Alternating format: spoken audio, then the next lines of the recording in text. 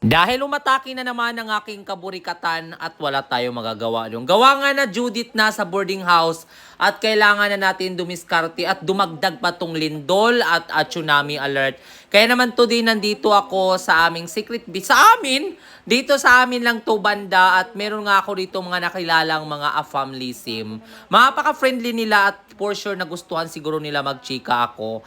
Kaya naman napakaganda ng panahon at napakaganda rin ng pisngi natin para tayong sinampal. So ayan nga, today arrival na ako doon. Tapos sabi ko pa nga dito na ang dami ko pa kasing naririnig na dito na daw tumatambay yung mga apam at wala na sa bridge. Totoo naman talaga kasi nakita ko talaga na wala na talaga Hi tao sa everyone, bridge. it's me, Nini Wonder. So dahil bad influence yung friend ko today, hindi tayo magchichinelas for the go. So hi guys, nakita niyo ba tayo apam dito? Ayun o, i-zoom mo girl, i-zoom mo girl, i-zoom mo. Alam niyo ba guys, wala nang apam dun sa bridge. Nandito na sila ngayon sa Secret Beach. So sa mga nagtatanong, pag pumunta ka dun sa apam bridge, wala ka talaga sobrang lungkot.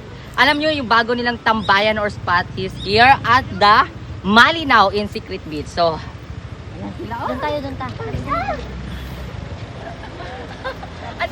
Alam mo, maaga pa lang kami dito. Ang dami nang masasarap. Pero, magbe-burp po tayo kasi we live in the island. Di ba? Ang puti ng paa ko. Bungad pa nga lang dito is nagsasarapan, aray ko, nagsasarapan. Mga apam lisim na, kung wala tayo swerte sa Pilipino, o di abanti ta sa apam. Sabi pa nga ng friend ko is dahil nasa beach naman tayo, magpaapaa tayo kasi yun talaga yung parang an island style. So ay nandito pa kami, entrance pa nga lang ito, ang dami na nila. Alam mo yung makita nyo talaga sa akin na nasa dugo ko talaga yung kalandilism, yung pagkaburikat-lism. At inaamin ko naman talaga. Kaya naman nandito ako sa bar para umorder nga po ng mainumin or shake. Kasi ayoko talaga mag-alak. So shake yung in-order ko.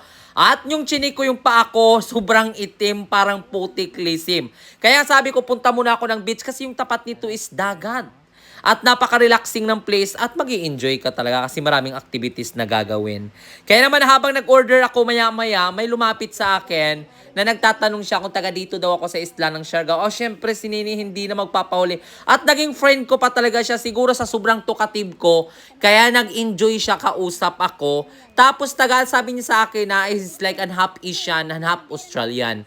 Sabi ko bagay tayo in fairness. Para nakita ko bagay tayo sa chemistry. May chemistry tayo. Meron parang twist talaga. At dumating yung friend niyang isa. Aray ko! Aray ko! So, paano pa? Ilalabas na natin ang ating Hokage moves. O, diba? So, matake na nga po ang aking Hokage moves. Kaya na naman, ang tawag doon, nag-sales talk na ako ng to the max. Hindi ko pala alam na nagbibideo ang sister Raka ko kasi kasama ko yung sister ko. Sabi ng kapatid ko, grabe, believe na ako talaga sa'yo, ate. Ate yung tawag sa akin. Babae tayo. Babae ang Disney princess. So, ayan. Nag-talk na nga kami about sa like kung taga saan ako or tapos ano daw yung kuwang ko ginagawa dito sa isla ng Siargao. Sabi ko, simple lang naman yung mahanap buhay ko. Malandi lang talaga. Sabi ko pa nga po, wala pong trabaho ang Disney. Babae tayo. Kaya na pagkatapos namin magchika, ito yung mga nandun na sila kasi nga galing sila nagbangka-bangka. Napakaganda ng ambience dito at place. I think ito na yata yung bagong dudumugi na place ng mga apam at wala na yung bridge. Kasi napansin ko talaga sa bridge is super wala na talagang tao tumatambay at napaka-perfect din ang place dito kasi pwede kang mag-order, pwede kang kumain at malayo siya sa kalsada kaya safety. At pwede ka rin dito magtagay lisim kung gusto mo mag-water activities. Perfect na perfect. Kaya naman, daming nasa harapan ko, syempre magpapapansin tayo. Yun na lang yung asset natin, yung magpapansin. Kaya naman, sinayawan ko na dito. At bakit mahihiya ako? Ganun talaga naman ang characterism ko. Kaya naman sa maghahanap ng tour guide sa isla ng Siargao, alam ko na ibibenta ko na ang sarili ko. I'm a local tour guide here in Siargao. Pwede nyo akong i-hire, yung bayad sa akin is per day or pwede rin package na i-arrange ko lahat. Kaya naman, i-hire nyo na ako kasi minsan lang kayo makakamit ng burikat. So, ayan. Kaya naman nagbalibol ito sa tapat ko at sabi ko pa nga, bet ko tong naka-black. Bakit ba? Unahan ko na kayo. Kaya naman sa makakapanood nito, paalam kong crib na kayo ng Siargao. Pero ngayon is kinda slowly lang kasi nga gawa doon sa merong what we call an earthquake, at the same time merong mga warning ng tsunami. Kaya hindi ganun karaming APAM dito na pumupunta sa Siargao, at ito nga yung tumapat sa akin. And fairness, I like your bikini girl. Kaya naman naglaro na sila, at sabi ko pa nga sa friend ko na maglaro ka rin, sumabay ka doon para naman ma-enjoy Lizim ka. At hindi nga nagkamali yung friend ko. Alam mo, friend ko, itong naka-blue is hindi talaga ito magpapatalo.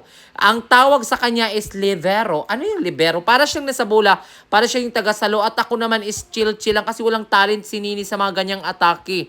Habang nakatambay nga ako dito is nanonood ako ng sinire or itong dagat, napakakalmado. Alam mo yung tipong parang nasa ibang bansa ka pero nasa Siargao lang din to.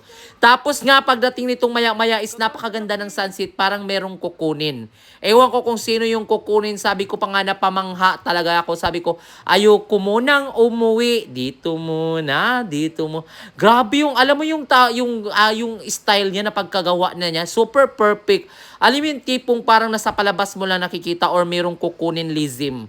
Kaya naman sabi ko dito, parang maya is hapon na kasi kailangan din naman natin is umuwi. Kaya naman maya dito is habang pinapanood ko to sila, sabi ko is napaka-perfect talaga. For sure, pag napanood nyo to, don't forget to like and share this video at tapusin nyo hanggang dulo. Kasi alam ko talagang lahat tayo is nagkikraving ng AFAM-lism. Aminin. Kaya naman napaabot ka sa vlog na to kasi alam mo talagang gusto mo mag-Siargao at gusto mo talagang puntahan ng isla na to at hindi mo pa enough kaya ngayon or gawa na busy ka. Kaya napaka-timing dahil dito ka lang manood. At ito nga yung mga ambience nila paggabi dito. Ang ganda. Alam mo, natutuwa talaga ako sa place na to. Kaya masasabi ko talagang very, very perfect Lizim.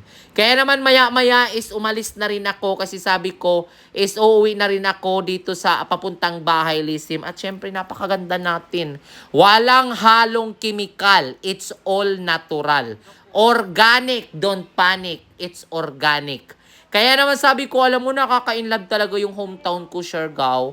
Kasi nandito na yata lahat. Alam mo, dinadayo talaga siya. Gustong istihan ng lahat at gusto dito na tumira halos lahat. Alam mo ba dito sa isla ng Siargao, halos half ng mga local dito at half ng mga tao dito is halos turista na.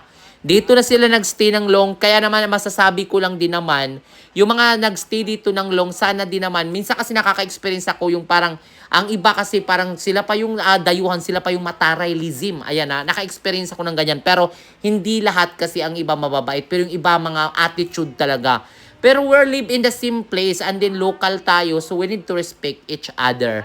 Kasi as long as po mabait din naman kaming mag-treat, ganun din naman sana yung isukli nyo. Kasi hindi na kayo na yung pumunta, tapos kami basta